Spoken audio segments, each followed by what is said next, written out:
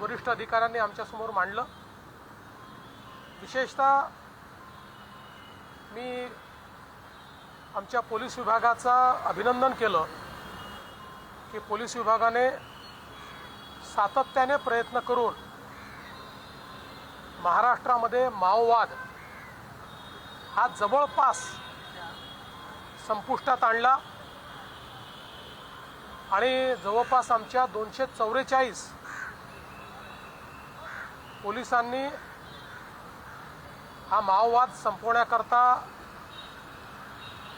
शहीदी दिली। पण आज एक प्रकारे महाराष्ट्र माओवादापासून मुक्त करण्याचं काम केल्याबद्दल पोलिसांचं मी अभिनंदन देखील केलं आणि ज्या लोकांनी किमान 3 वर्ष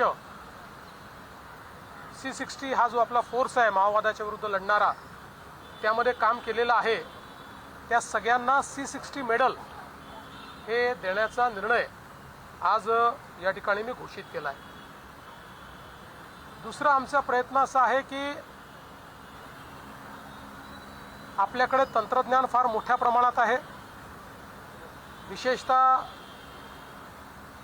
आर्टिफिशियल इंटेलिजन्सचा उपयोग करून आपण मोठ्या प्रमाणात काही टूल्स तयार केले आहेत की ज्याच्यामुळे एखाद्या गुन्ह्यामध्ये FIR पासनं तर चार्जशीटपर्यंत अनेक गोष्टींमध्ये आपण त्याचा उपयोग करू शकतो।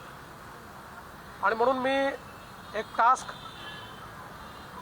आज पोलीस महासंचालक महोदयांना दिली आहे की पुढच्या 6 महिन्यात ही सगळी प्रोसेस डिजिटाइज झाली पाहिजे, ज्यामध्ये एव्हिडन्स मॅनेजमेंट सिस्टीम ही ब्लॉकचेनमध्ये नेता आली पाहिजे आणि FIR पासनं चार्जशीटपर्यंत ट्रायलपर्यंत सगळ्या गोष्टी या डिजिटाइज झाल्या पाहिजे। कारण ती कॅपेबिलिटी आता ती फक्त सर्वदूर सर्व पोलीस स्टेशनमध्ये एस्टॅब्लिश करण्याची आवश्यकता आहे। तर त्याही दृष्टीने आपला प्रयत्न असणार आहे। आपल्याला कल्पना आहे की अपराध सिद्धीचा दर हा महाराष्ट्राने चांगल्या पद्धतीने वाढवला आहे, तथापि अद्यापही आपल्याला आपण जे काही ध्येय ठरवलं आहे त्यापेक्षा आपण पुष्कळ मागे आहोत। आपल्याला 95% पर्यंत अपराध सिद्धीचा दर न्यायचा, आता आपण 50% आहोत। सेशन्स ट्रायलमध्ये तो अधिक कमी आहे, त्यामुळे सेशन्स ट्रायलमध्ये जास्त चांगल्या पद्धतीनं तो रेट कसा वाढवता येईल याच्या काही स्ट्रॅटेजीजवर आज चर्चा झालेली आहे।